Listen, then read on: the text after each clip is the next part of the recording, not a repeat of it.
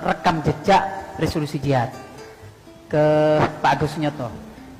Ya, kalau saya sederhana aja, saya tidak memiliki keinginan buku ini diakui oleh pemerintah. Enggak, saya menulis dan saya berharap buku ini nanti dijadikan rujukan untuk diajarkan di sekolah-sekolah di bawah Ma'arif. Langsung masyarakat memahami sejarah, nggak perlu pengakuan.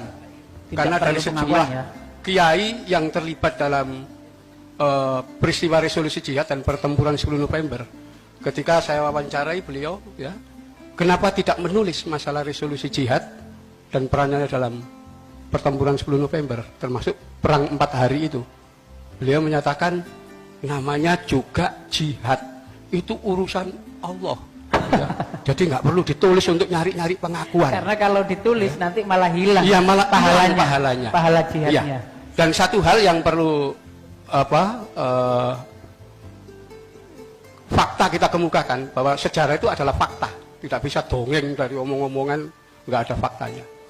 Fakta yang saya peroleh ketika saya membuka kolonial arsipnya kolonial Belanda.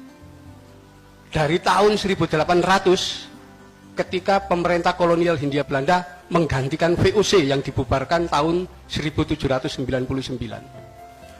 Dalam tempo 100 tahun, antara tahun 1800 sampai tahun 1900, terjadi 112 kali pemberontakan yang dipimpin para kiai dari pesantren dan para haji. Itu dokumen kolonial. Dokumen, ya. Ya. Jadi selama 100 tahun itu hanya 4 tahun yang tidak ada perlawanan perang. Tahun 1844, 1847, 1855 dan 1864 itu sama sekali tidak ada perlawanan perang. Ya. Selain itu 2-3 kali sampai 4 kali dalam setahun pesantren dan para haji berontak.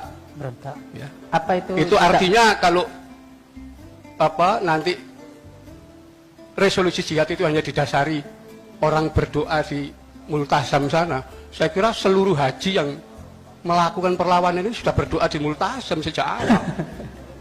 Ya. Tetapi yang perlu dipahami bahwa resolusi jihad itu pemahaman Kiai Wahab Asbullah, ya, Kiai Hasyim Asy'ari terhadap peta kekuatan yang dimiliki oleh umat Islam waktu itu. Beliau paham bahwa selama masa Jepang, ya, itu Bung Karno dengan lewat Gatot Mangkuprojo meminta agar pemuda Indonesia dilatih militer. Itu sebabnya bulan November 1943 dibentuk oleh Jepang tentara sukarela pembela tanah air PETA. 65 batalion. Semua komandan batalion muslim. Ya, karena non muslim dicurigai anti Belanda kalau muslim. Ya. Nah, dari 65 batalion tentara sukarela PETA ini, 20 batalion itu dipimpin oleh para kiai. 20 batalion. 20 batalion dari 65, ya. Ini dokumen negara ini, bukan main-main. Ya. Kita ambil contoh. Daidang 4 Malang itu dipimpin oleh Daidancok Kiai Iskandar Sulaiman. Beliau ketua Surya NU Malang. Pada saat itu. Ya. Tapi menjadi komandan batalion, pangkatnya Daidancok itu mayor. Ya. Punya pasukan 700 orang. Kiai Samun, ya, itu di Cilegon, Banten. Ya. Di situ Kiai Abdullah bin Nuh di Jampang, Kulon. Pak Agus, itu juga ditulis ya dalam buku yang rencananya. Oh iya, semua saya masukkan. Semua. Kenapa? Itu data sejarah. Ada bocoran tentang judulnya mungkin, Pak Agus? Ya. Iya, nanti ya peristiwa pertempuran 10 November dalam kaitan dengan resolusi jihad. Ya. Dan resolusi jihad itu bukan mengada-ada. Saya memang belum menemukan naskah resolusi jihad yang tanggal 22 Oktober 45.